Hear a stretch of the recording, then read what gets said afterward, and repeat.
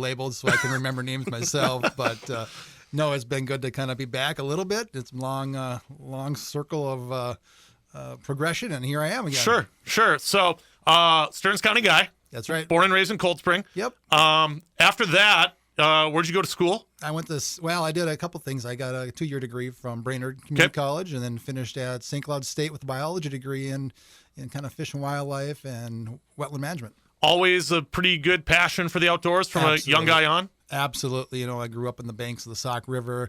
My family is big into the outdoors, hunt, fish, camp, whatever we can do, spend time in the water. And it's always been near and dear to me. And that's what I knew I was going to do since 6th grade. So I was thinking to myself, middle school science classes at Ricori Middle School. So did John Goman say, hey, you're pretty good at science. You could do something with this outside, Yeah. Ironically, back in middle school, I did a poster contest for the Minnesota DNR, Roadsides for Wildlife, and I drew a picture of a couple mallards flying off a wetland, and I placed in that, and he was part of that. Yes. Was he really? Yeah, That's he good. was. Nice call, Curb, baby. So the beauty of it is with that.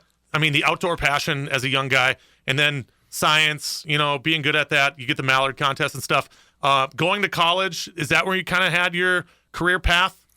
I know we're going to get to what you ended up doing, but Right. Is that where you started to kind of say, I could do this? Yeah, and that's really where I started figuring out what my assets were, where my brain kind of liked to think about, and that's where I started going towards the aquatic side, water management, things like that.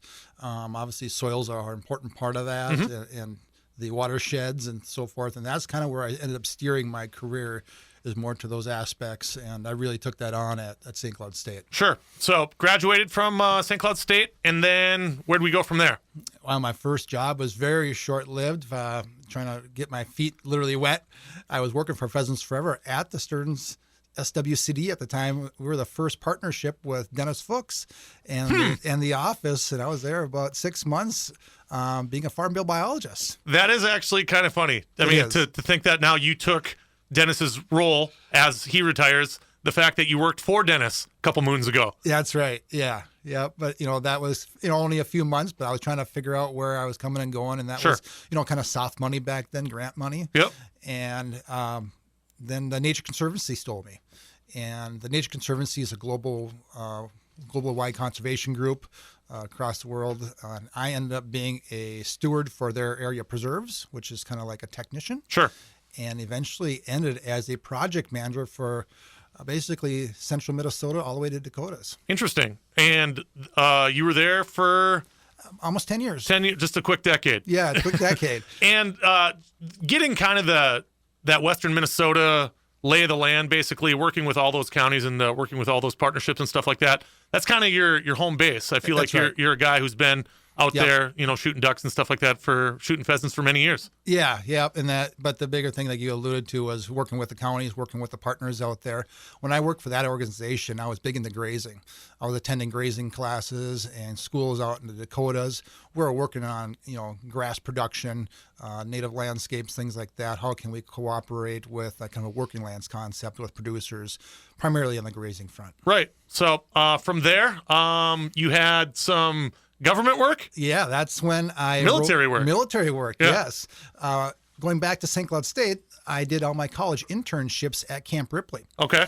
And I did a lot of vegetation surveys, all the kind of grunt work that you stick interns with. But Camp Ripley had a retirement, and I still got along with those guys pretty well. And so I went to work for Camp Ripley as a natural resource manager. So I managed the base up there, the 54,000 acres for the purposes of conservation, wildlife, pretty water. good chunk of land. Yeah.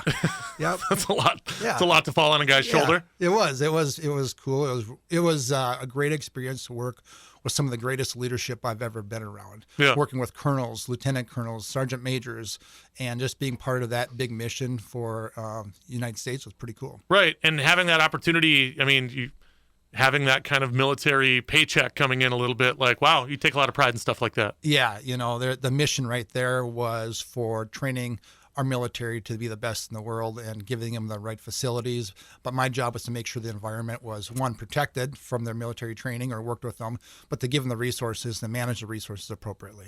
So, St. Cloud State, You get a little Pheasants Forever. You get some national stuff. Off to Camp Ripley. Then where does the resume go? And then Minnesota DNR. Perfect. Here I come. Yeah. Yeah. What did you do with the DNR?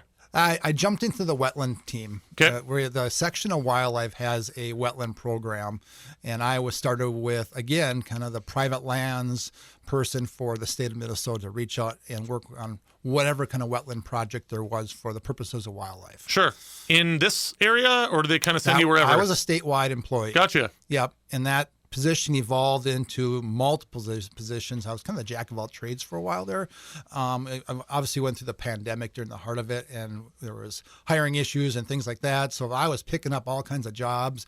Walk and access coordinator, which was works with private lands to do public access for hunting, which is directly works with the SWCDs of the counties. I was an assistant area wildlife manager, and then when I ended, I finishing my career with them as the supervisor of the wetland management program, which was a statewide program. All in on the wetlands, basically. That's right. I was a big wetland guy.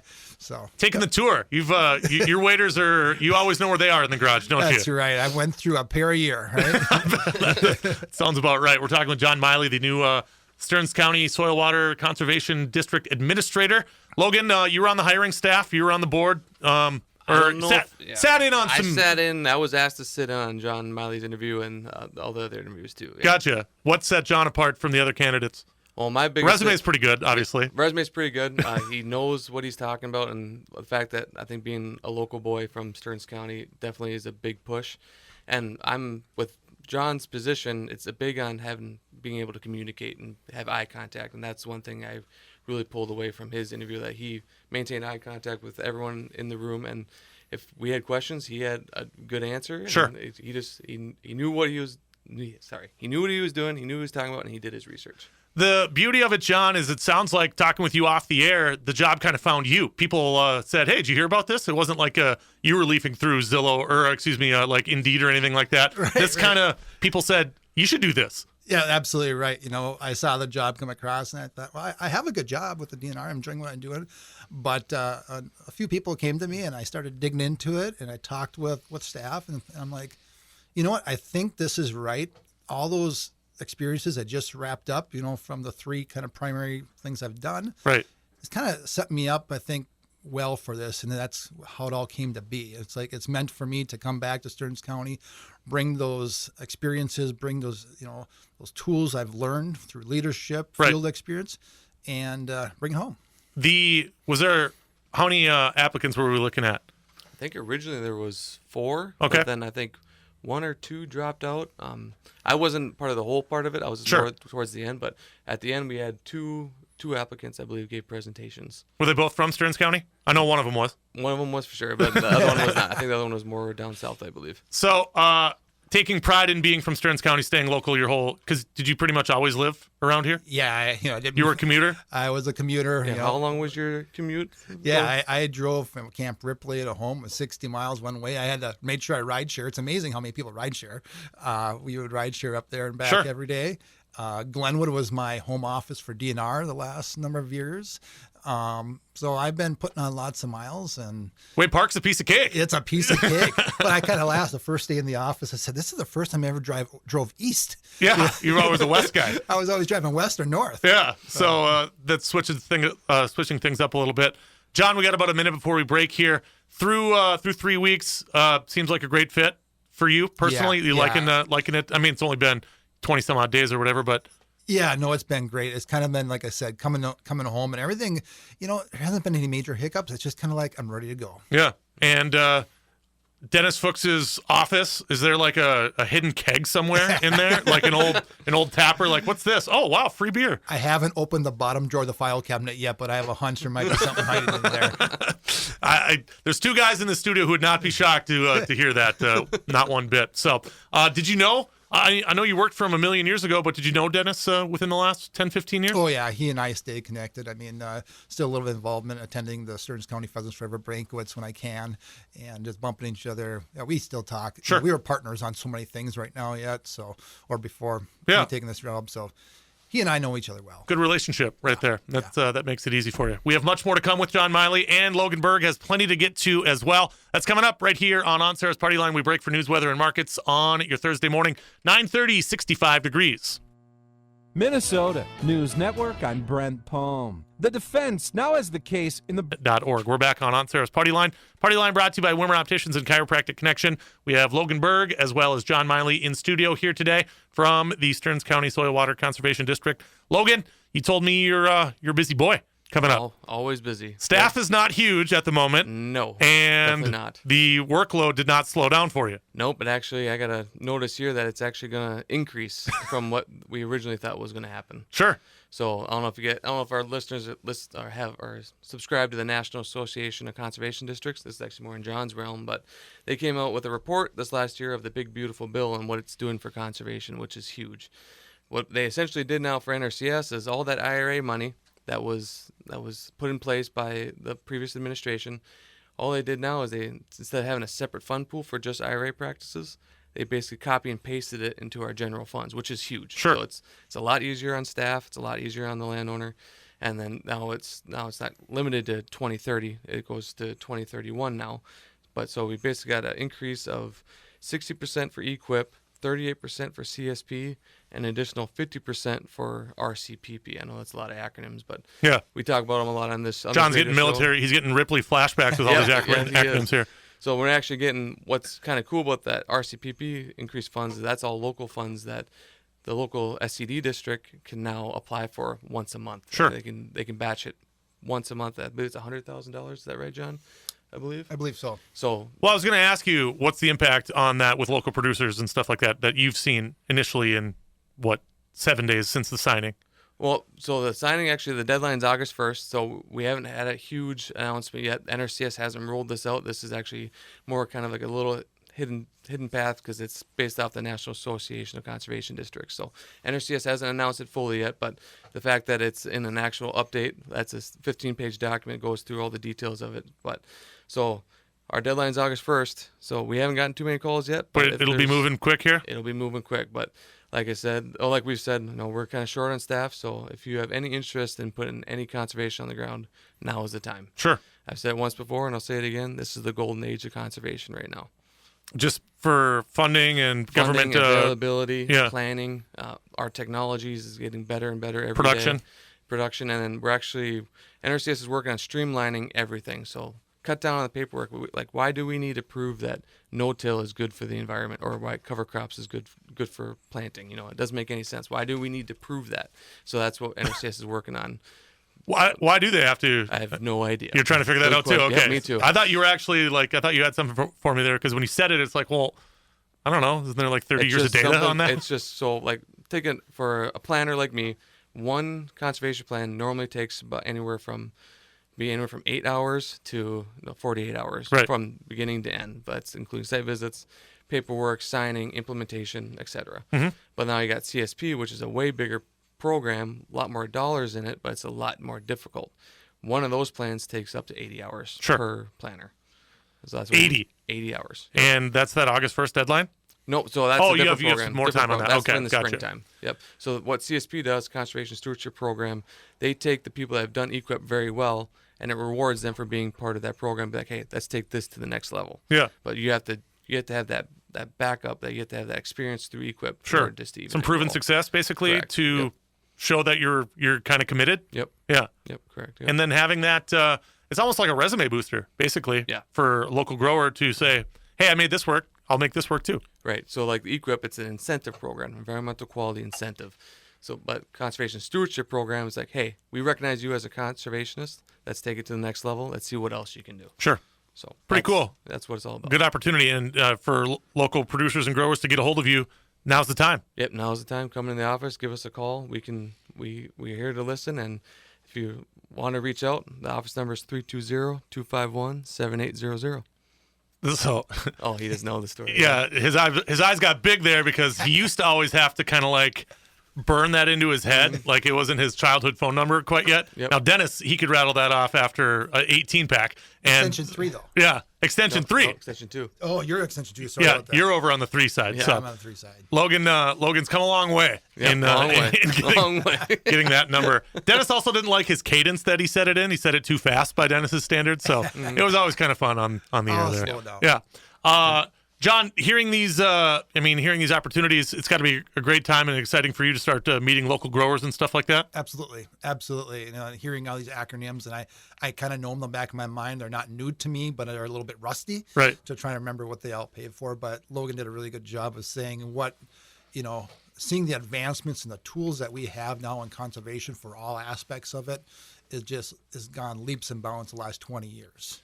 So if you think back, the big bad government would come down the driveway and a local producer would think like, now what? But now when these guys are coming in or you guys are coming in, it's like, ooh, they're bringing good news and they're bringing great opportunity. Yeah, they're bringing help. They're bringing help in some which way or offering help. You Yeah. know, we want to work with volunteer people that want to do it. That's really important. And now people are inviting us to come. You know, people are getting phone calls. We're getting phone calls, and the general public, the producers out there, want to share what they've learned, Right. and incorporate it into those plans and make things happen and produce more and do the right thing for the soil, do the right thing for the watershed, do the right thing for the water, do the right thing for wildlife. Making everything kind of work for the That's same right. team. That's yeah. right. It's great too because Logan's got some good success stories of neighbors calling, hey, you worked with my neighbor. Why did this work? Like, teach me type of deal. And that's where Logan kind of cracks his knuckles and says, well, let's hop on board here. Let me talk to you. Yeah, it's a lot easier to do it in the field too, like, especially if it's on a fence line to fence line. Be like, hey, so this is what you're doing, this is what he's doing, but also you got to look at that fence line too. Be like, what is the fence line doing that you can learn from? Whether that's the way that the native grasses are just sitting in that line and they're not tilled. The neighbor's doing no-till now. The other ones like curious, like, how is this working? It's like, well, do you want to spend more time in the tractor? Do you want to pick rock? Do you burn diesel? Yeah, for diesel. And do you want to spend less time with your family? It's like, I mean, if you want to do that, you can keep doing it. And I'd hate to get you into your house if you didn't want to be in there. Right, but exactly. This is just an opportunity for you. Logan, you got some events coming up you wanted to touch on? Yeah, we got a lot of events. This is actually from the SCD office. I was talking to our new member who was head of outreach. I believe it's Abby. And she gave me some news here. Ray Archuleta will actually be at the Uterman Family Farm on July 22nd doing a presentation on sandy soils, irrigation, and a soil health tour. It will be located at the upper deck in Sartell. And I got to say it because Dennis ain't here. There was free beer there and time for socialing. So if you're interested in... Beer and Bull. Yep, beer and bull. So if you want to register, you can call Tim Redbach at 612-600-4872 in order to get a spot. And you do need to register to You do need attend? to This one you do need to register just so they can have a head count because the upper deck is only so big. Right. And it's a first come first serve basis. It's already, I believe it's 2 weeks already on the 22nd. No, it's next Tuesday. Oh, next Tuesday. Oh, so Yeah. you better get your tickets now. And then we got a Roots and Rotation integrating livestock into cropland. I will actually be speaking at this event at Punsack Ranch in Richmond. That's on August 1st, 4 to 8 p.m. Okay. So we're talking about this integrating livestock, putting cows back on the landscape, just like the bison were, Sure. 500 years ago. And then, How often do you do things like that? how often do I speak? No, like at a council for that specific entity. For Roots and Rotation? Yeah, I don't know that I've heard of Roots and Rotation. It's a new program through the University of Minnesota Okay. Extension.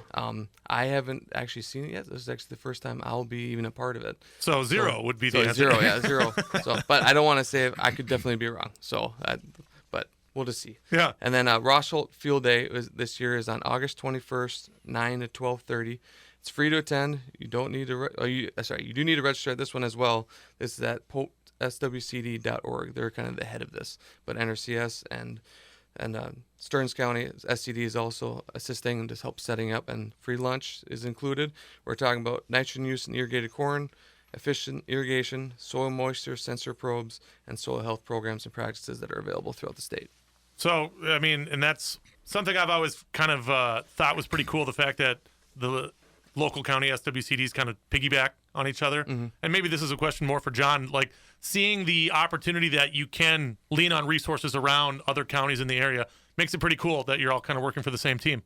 Yeah, already this week I reached out to Pope County, and that project that Logan just talked about, said, hey, we got to talk about this. We got to partner on that. I'm like, Yeah. oh, okay, let me get that on the calendar here. Yeah.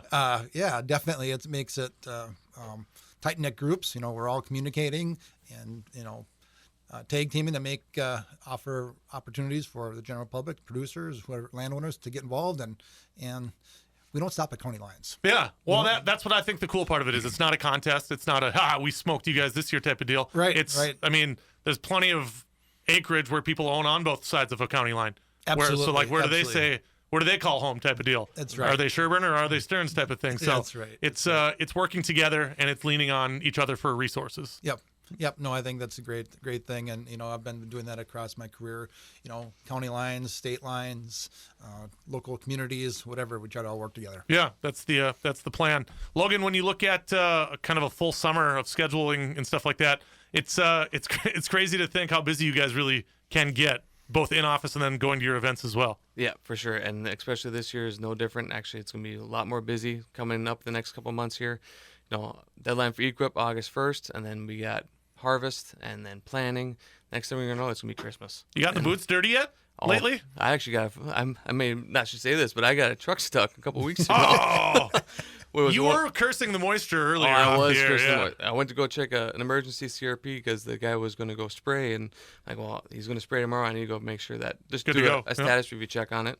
And I was driving down a field road, and all of a sudden a rainstorm came. It was me and Gary Borash and my coworker in the office, and we were just driving down the road. That rain hit. We were fine going in there. On the way out, the truck went 8 feet to the right. Yep. And it was so I called the local farmer and Hey, pull me out. Pull me out. And he's like, he had a good laugh about it, and we got it taken care of, and we got the job done. But And now you're the butt of his jokes around the neighborhood. I'm yeah. sure my name's out there somewhere. Oh, that's that kid who can't drive. Yeah.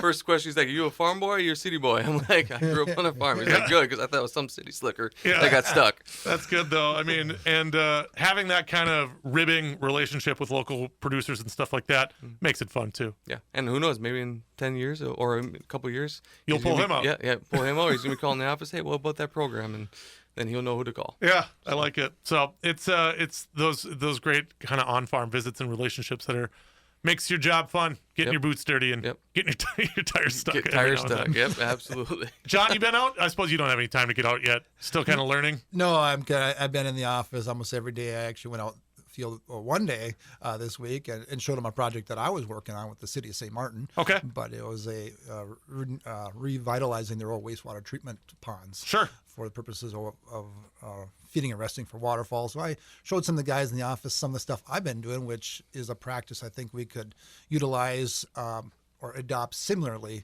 across our work areas. So I got out one day to show and tell a little bit. One fresh air day. Yes, The rest, there's more to come though. There it is. like. I'm looking forward to those days that Logan just announced. I'm going to try to attend as much as I can. Yeah. And then, but mostly it's just been kind of wrapping my mind around the administrative part of the office. Sure. What makes the wheels turn here? Who does what? Understanding what I'll sign. Yeah. So that's what I've been working on, and there's lots of items behind the scenes. Getting access to the computer system, right? All those kind of things take a lot of time. Especially is beer or like Lake Henry Lakers every password on Dennis's computer, or what is it? They scratched all those, but okay, you got to make your own. Yeah, gotcha. yeah. Good. Yeah. If you're ever in a pinch, that'd probably be my first two guesses. That's something right. like that. Do you when we talk about talking with local producers and stuff like that? Growing up in the Cold Spring area and staying, Cold Spring South and Richmond, stuff like that. You know plenty of local growers already, so you got plenty of resources out there. Yeah, my mom was a farm girl from St. Martin. That whole side of the family are almost all producers yet, from Foley all the way to St. Martin. Wow. And so I still, that was part of growing up. I was a city boy kind of because I grew up in the Cold Spring area, but right. I still remember going out to the farm, having the stack bales in the up top and help fill silos and pick lots of rocks here and there. But I did have that. I was like I said, like more of a country boy than a farm boy. But I that kind of work is not new to me, and I understand that. Plus, a lot of my buddies are now producers themselves. Right. And so I've always had a foot in the door of agriculture and what's happening. But had a foot in the door of the conservation side too. You were never a quick one to say no when we were going out to the farm, right? Absolutely not. John wasn't the guy saying, "No, come on, I want to stay." No, Yeah, let's go unless out we were there. butchering chickens, which was I was he not- was the one that had to wash out the insides always. So that was always Nice, smelly, gross pit there. Yeah. on a hot July day. Yeah. Well, when you were saying baling hay too, I was thinking, gosh, breathing in at your buddy Ricky Hansen's in-laws' place, the Keekley Farm. Oh, My yes. cousin's back as a kid and just Right. breathing in that hay barn. Oh, hotter than blazes up there. That's right. Yeah, it wasn't any 60-degre days back No, then. not you know. normally. Not on the baling hay day. No. Logan, with I joked with you off the air. Moisture's been kind of an issue on some corn you're trying to grow. Yep, corn is doing all right now, but if we get any more rain, it's gonna be tough. No, there's a lot of areas north of where we're at in Sauk Rapids. You know, as you get west of St. Cloud, and we've gotten, I don't know, what are we up to, Kirby? 60 inches of rain, Easily, probably? yeah. Easy.